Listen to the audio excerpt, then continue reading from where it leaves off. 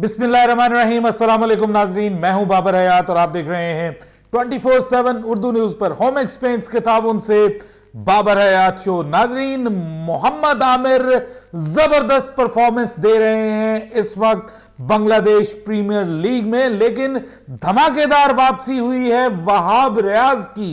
Pakistan cricket के लिए जबरदस्त खबर आ रही है। वनडे वर्ल्ड कप से पहले, ओडीआई वर्ल्ड कप 2023 से पहले, आज के इस प्रोग्राम में हम बात करने जा रहे हैं वहाब रियाज और मोहम्मद आमिर के पॉसिबल कमबैक के हवाले से। इसके अलावा बात करेंगे बाबर आजम के खिलाफ जो शर्मनाक किस्म की और घटिया किस्म की साजिश रचाई गई है कुछ सेक्शंस की जानिब से।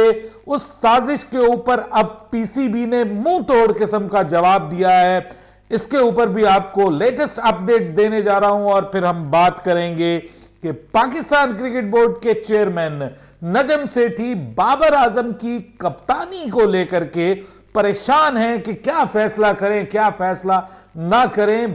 प्रेशर में नजर आ रहे हैं नजम सेठी, किस वजह से और क्यों, इस पे भी बात करेंगे। इन मौज़ूआत पर बात करेंगे तफसील के साथ। लेकिन आगे बढ़ने से पहले आपसे गुजारिश कि अगर आप हमारे नए व्यूअर हैं तो प्लीज हमारे इस चैनल को जल्दी से कर दीजिएगा सब्सक्राइब और बेल आइकन को पुश करना मत भूलिएगा। मुझे फॉलो कीजिए इंस्टाग्राम पे @बाबरहयातशो और हमारे पेज को फेसबुक पे लाइक कर लीजिएगा। तो जनाब, बड़ी ही एक्सक्लूसिव खबर आपको देने जा रहा हूं कि बाबर आजम को कप्तानी से हटाने का मामला अब पाकिस्तान क्रिकेट बोर्ड के जो कर्ता धर्ता हैं उनके गले में पड़ चुका है और वो परेशान है कि बाबर आजम को अगर हम कप्तानी से हटाएं तो फिर किसको कप्तान बनाएं। उसको कप्तान बनाए जो बाबर आजम से बेहतर हो। लेकिन इस वक्त ओडीआई सर्किट में पाकिस्तान क्रिकेट बोर्ड की मैनेजमेंट कमेटी को बाबर आजम से बेहतर कोई दिखाई नहीं दे रहा। जिसके ऊपर तकिया था वही पत्ते हवा देने लगे।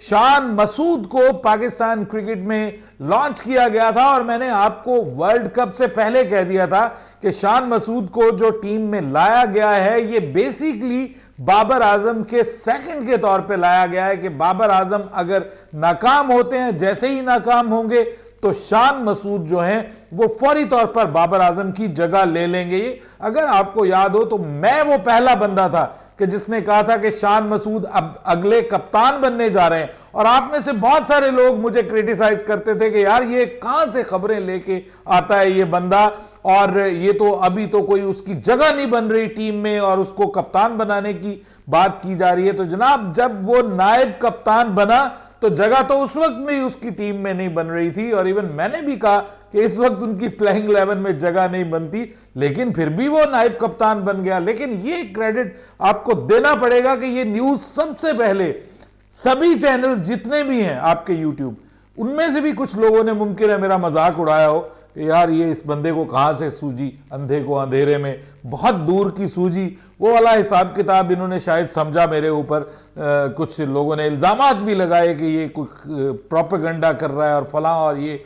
लेकिन मैंने आपको बता दिया था कि उस वक्त से ये प्लान कर लिया गया था। लेकिन ये प्लान अब जब उसको शान मसूद को नायब कप्तान बनाया गया तो ये चौपट होता हुआ दिखाई दिया। उसकी बुनियादी वजह यह है कि शान मसूद को जब टीम में लाया गया तो वो उसकी extra ordinary performance in last PSL, उसके बाद जो उन्होंने वहां पर काउंटी में डर्बीशायर की जानिब से जो जबरदस्त किस्म का सीजन गुज़िश्ता साल 2022 में खेला, फिर उसने वहां पर लॉन्गर वर्जन में भी अच्छा परफॉर्म किया, फिर जो शॉर्टर वर्जन था उसमें तो बाकायदा उसको कप्तान बना दिया गया और उसकी तारीफें हो रही थी इंटरनेशनली कि ये बड़ा जबरदस्त उन्होंने कप्तानी की है अपनी टीम की।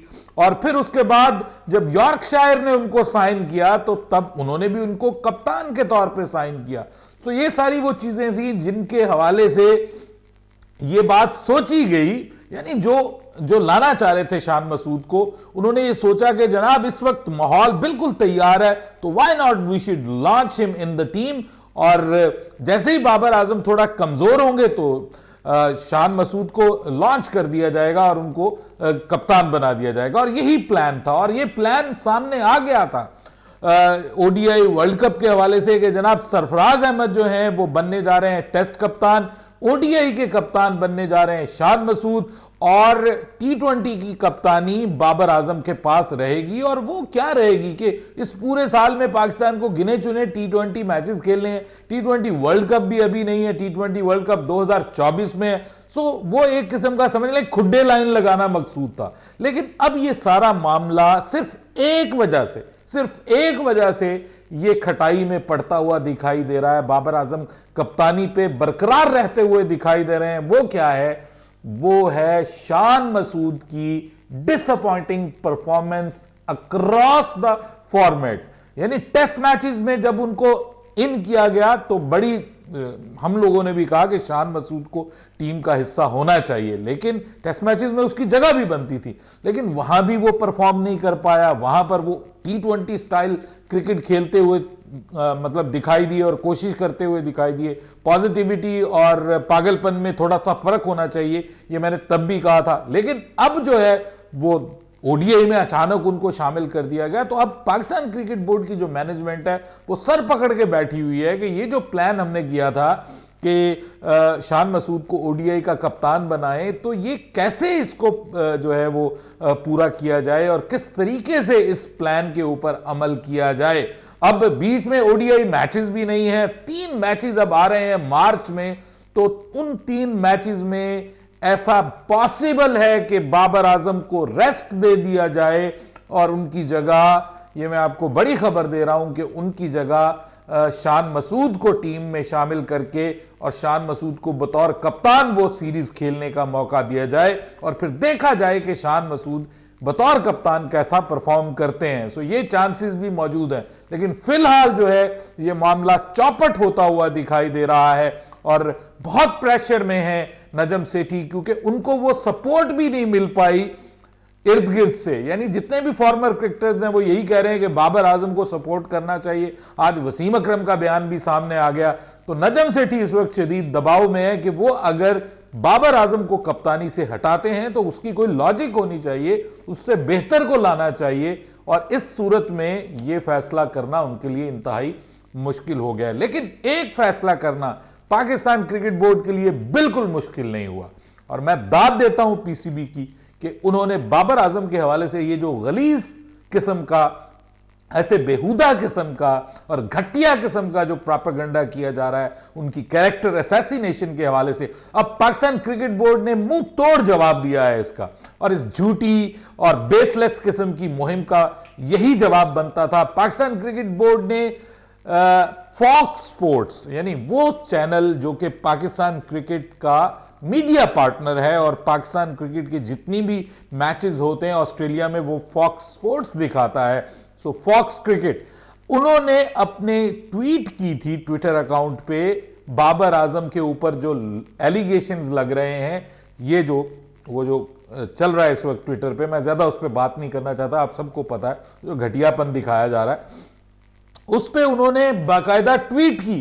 तो उस ट्वीट के जवाब में पाकिस्तान क्रिकेट बोर्ड ने बाकायदा ये कहा कि आपको, यानी उस चैनल को ये कहा कि आपको हमारा मीडिया पार्टनर होते हुए इस किस्म के बेसलेस और अनसब्सटैंटेड किस्म के जो एलिगेशंस हैं बाबर आजम के ऊपर लगाए गए, इसको आप लोगों को इंपॉर्टेंस बिल्कुल नहीं देनी चाहिए थी। और खास तौर पे जब ऐसे इल्जामात जो कि पर्सनल एलिगेशंस हैं बाबर आजम के ऊपर, जिस पे बाबर आजम ने उनका जवाब तक देना गवारा नहीं किया, यानी इतने घटिया किस्म के ये इल्जामात हैं और बेसलेस हैं, कोई इसका सबूत नहीं है, कुछ नहीं है, और आप हमारे मीडिया पार्टनर होने के बावजूद इस चीज को पॉइंट आउट कर रहे हैं, तो ये कुछ तो ख्याल आपको करना चाहिए था। और ये जवाब देने के बाद बड़ा ये जो असर हुआ है, फौरी तौर पे मैंने चेक किया कि फॉक्स ने अपने ट्विटर अकाउंट से वो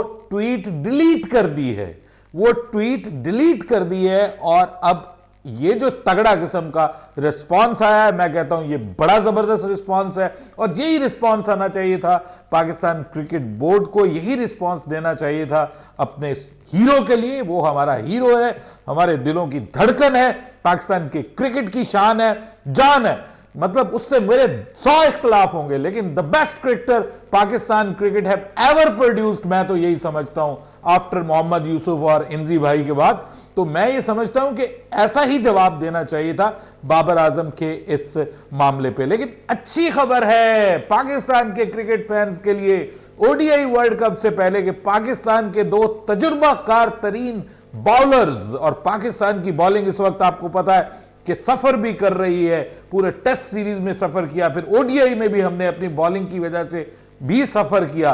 तो अब उस सूरत में पाकिस्तान के क्रिकेट फैंस को अच्छी खबर यह मिल रही है कि मोहम्मद आमिर तो ऑलरेडी बीपीएल में बहुत जबरदस्त परफॉर्म कर रहे हैं और उन्होंने डिफरेंट जो उन्होंने स्पेल किए हैं अपनी टीम की जानिब से बड़ा अच्छा उन्होंने परफॉर्म किया है और अच्छी बॉलिंग कर रहे हैं, इकोनॉमिकल बॉलिंग भी कर रहे हैं। और अच्छी चीज यह है कि he is among the wickets as well, वो विकेट्स भी ले रहे हैं। हालांकि पिछली बार हमने ये देखा था 1-2 साल में उनकी विकेट्स कॉलम बिल्कुल खाली हो रहा था, बॉलिंग वो इकोनॉमिकल कर रहे थे लेकिन विकेट कॉलम उनका उस तरह से आबाद दिखाई नहीं दे रहा था। लेकिन अब जो बीपीएल में वो बॉलिंग कर रहे हैं, he is among the wickets as well, और इकोनॉमी तो उनकी हमेशा शानदार रही है और खास तौर पे डेथ ओवर्स में आके वो बहुत जबरदस्त बॉलिंग करते हैं। और इवन आपको याद होगा कि वो जो आखिरी ओवर उन्होंने कराची किंग्स की तरफ से किया था और अपनी टीम को जीत में बड़ा इंपॉर्टेंट रोल प्ले किया था, वो आखिरी जो सुपर ओवर था, तो वो कौन भूल सकता है। सो ये बड़ी अच्छी खबर। लेकिन आज उससे भी जबरदस्त एक खबर आई है और वो आई है वहाब रियाज के हवाले से। वहाब रियाज ने अपनी टीम की जानिब से बड़ी ही तबाहकुन किस्म की बॉलिंग करते हुए 4 ओवर्स में सिर्फ 14 रन देकर 4 विकेटें हासिल की हैं। ये बड़ी शानदार बॉलिंग है। आज उन्होंने बड़ी एग्रेसिव बॉलिंग की है, बड़ी ही जबरदस्त लाइन और लेंथ के साथ, और शॉर्ट पिच बॉलिंग भी की है उन्होंने बड़ी स्पीड के साथ, 145 प्लस स्पीड के साथ। जब आप शॉर्ट पिच बॉलिंग करते हैं और जिस तरह का उनका बॉलिंग का स्टाइल है, आज भी लोगों को शेन वॉटसन के अगेंस्ट उनका स्पेल याद है और हम तो जनाब उसके दीदा गवाह थे, चश्मदीदा गवाह थे। तो ये जो आज उनका फॉर्म में आना और इस तरह की जबरदस्त बॉलिंग करना, मैं कहता हूं this is very good for Pakistan cricket. मैं मानता हूं कि हमारे पास शाहीन शाह अफरीदी है, मैं मानता हूं कि हमारे पास हारिस रऊफ है, मैं मानता हूं नसीम शाह है, लेकिन why not to take these 2 senior most bowlers among the youngsters. Just imagine कि आप इनमें से किसी एक को भी शामिल कर लें, साथ में आप जो है वो शाहीन शाह अफरीदी को रखें और साथ में आप हारिस रऊफ को रखें, तो कितना कमाल का ये बॉलिंग अटैक बनता है। और अगर आप साथ में चौथे नंबर पे नसीम शाह को शामिल कर लें तो I think so it will be the most devastating bowling attack in the ODI world cup. ODI world cup में हमें अपने एक्सपीरियंस को जो है वो बिल्कुल इग्नोर नहीं करना चाहिए। और कोई एक भी बॉलर अनफिट हो जाता है, हमारे हाथ पांव फूल जाते हैं, यार हमारा शाहीन आफरीदी गया तो अब हम क्या करेंगे, हमारा हारिस रऊफ अनफिट हो गया तो क्या करेंगे। तो आपके पास पीछे स्ट्रेंथ होनी चाहिए, आपके पास मुकम्मल स्ट्रेंथ होनी चाहिए। 9 मैचेस हैं, बड़ा वर्ल्ड कप होने जा रहा है, ये आम वर्ल्ड कप नहीं है, ये T20 वर्ल्ड कप नहीं है, ये 10-10 ओवर हर बॉलर को करने और बड़ा वर्ल्ड कप है। कम से कम 9 मैचेस पाकिस्तान ने जरूर खेलने हैं अपने पूल में। तो इससे अब आप अंदाजा लगा लीजिए कि अगर पाकिस्तान फिर आगे सेमीफाइनल और फाइनल में पहुंचता है तो 11 मैचेस बन जाते हैं 1 महीने में। तो इसमें इंजरीज भी होंगी, मसले मसाइल भी होंगे। तो जितना स्ट्रांग हम अपने बेंच को कर सकते हैं, अपने बॉलिंग अटैक को कर सकते हैं, उतना ही जबरदस्त होगा पाकिस्तान क्रिकेट के लिए। अपनी राय दीजिएगा कमेंट सेक्शन में। बाबर हयात को इजाजत दीजिएगा। अल्लाह हाफिज।